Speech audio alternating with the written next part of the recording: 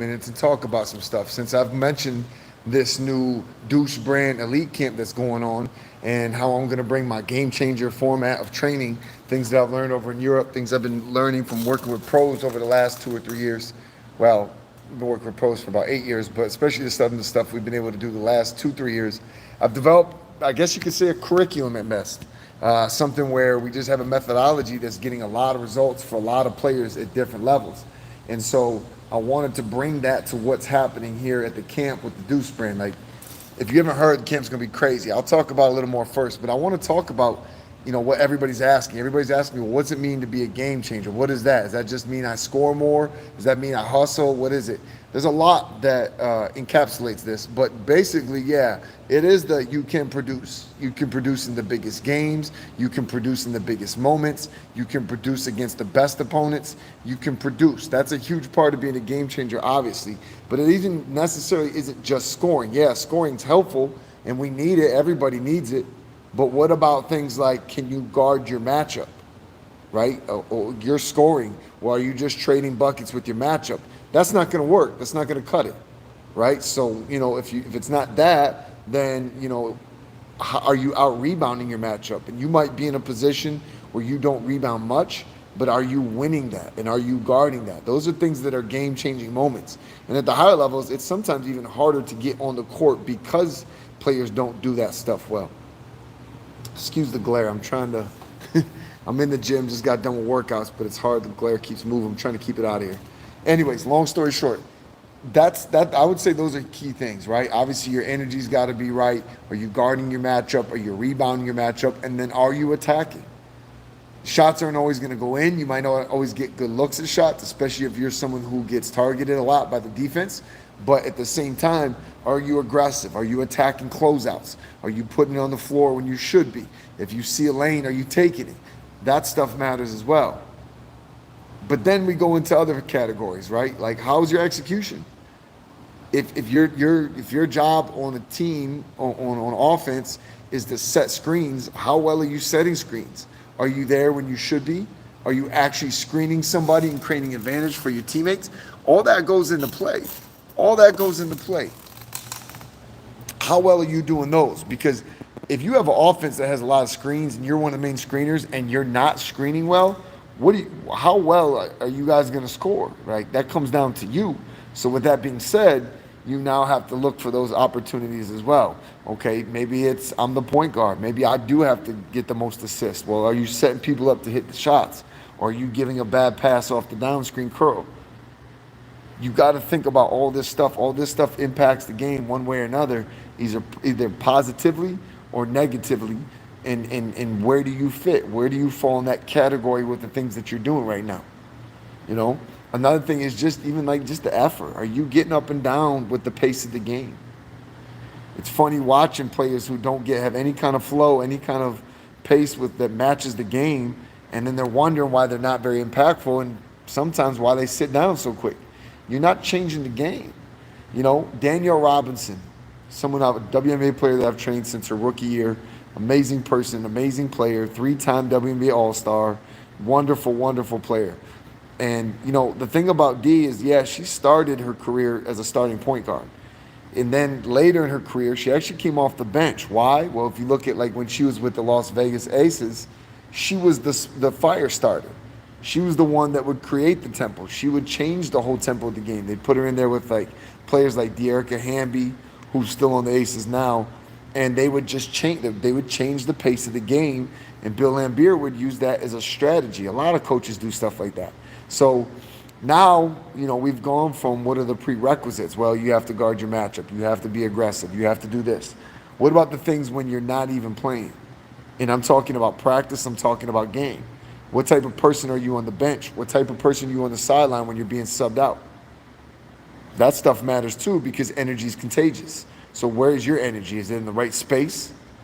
Because you can just as easily negate everything that you do with the ball just by the way you act when you don't have the ball or not in the game. And game changers are always trying to motivate, congratulate, or find ways to educate their teammates. So that's your time to do it when the ball's not in your hand, you're not actually playing the game. From there, what example are you as far as being teachable, coachable. Can you take what they give you and can you produce a result with it, right? Even more so, can you take what they give you and teach the next person as well? Because now everybody's a leader in here. Everybody's teaching. We're growing faster because it's a community making this growth, not just the leaders or the coaches and the staff and the coaching staff of that team. That's how teams grow fast. That's how teams grow strong. That's how teams grow with a strong foundation. Imagine the coach is the only one teaching and showing, right? So how do you handle that? How well do you accept your role? Are you a superstar in your role? See, you don't have to be a superstar to be a game changer. Most superstars are game changers, obviously, but you can be a superstar in your role. And that can make you a game changer as well. So there's a lot that goes into this. Your decisions with the ball. Is it the right time for me to drive, even though I'm supposed to be aggressive? Can I time the screen right? Can I come off the screen right? Can I pass accurately to the screen? Can I make the right decisions out of pick and roll? You got to know the game. And look, I bring all this up because obviously, I want to bring this back around to the Deuce Brand Elite Camp because I'm giving you this format, right? This is, again, the question of what is a game changer and what's quantified as being a game changer came up from me promoting the Deuce Brand Elite Camp because that's what I'm bringing. Not only are you getting Keldon Johnson there training you, not only are you getting a picture with Keldon Johnson, an autograph with Keldon Johnson, not only is Redline Athletics building your speed and agility because being conditioned and being quick enough to play at the level that you're at is part of being a game changer. But I got other amazing things coming as well. Injury prevention. Can't be a game changer if you're not healthy. Or at least it's a lot harder to be. You can, but it's a lot more difficult. And it's not the way none of us want to do it. We want to do it with the ball in our hand and our feet on the court. So this is why I'm bringing the game changer thing to Deuce Brand Elite Camp. Yeah, I want you to have this gear because I think Deuce Brand is some of the dopest gear out there, especially for hoopers. And you're going to get that. You can get a shirt, you can get socks, and you can get wristbands, all Deuce stuff. Some of the newest stuff out there. But then you're going to get me teaching you what I see pros do to become game changers or how they're a game changer leads to them being pro. Can I guarantee you'll be a pro when you come out of my camp? No. But I can guarantee you will personally know the actions you personally need to take to become a game changer, and then we let the cards fall how they fall from there. Because right now your only focus is this next season coming up and how you can be a game changer. So get there. Get with us. There's a link in the banner. There's a link everywhere I can put it. Let me see if I can actually put it in the comments. I don't know if you'll be able to see it. Nope, won't even let me do it. My apologies. However, with that being said, you can find the link there. You can find me as Coach Springer on Instagram. You can find me as Tim Springer on Facebook. There's no way you can't find this link for the camp. And if you're in San Antonio, you're close to San Antonio, we'd love to have you there. We'd love to have you be one of these game changers that becomes from our camps. So if that sounds like you, definitely find the link wherever you're watching this. And let's get you in the gym. Let's make you a game changer. Let's make you a game changer for this season. And let's make you the most impactful basketball player you can be so you can reach the highest potential you can be. With that being said, I hope we get to meet each other at the camp or see each other at the camp as well. Subscribe to this channel. I'm doubling down in my effort on teaching and showing my curriculum and training online. And the hub for all that is going to be this YouTube channel. You're about to get, as a matter of fact, this week alone, I'm uploading 6 different videos from inside pro workouts that I've had where you're going to get to see how these players are evolving themselves as game changers as well. So make sure you hit subscribe.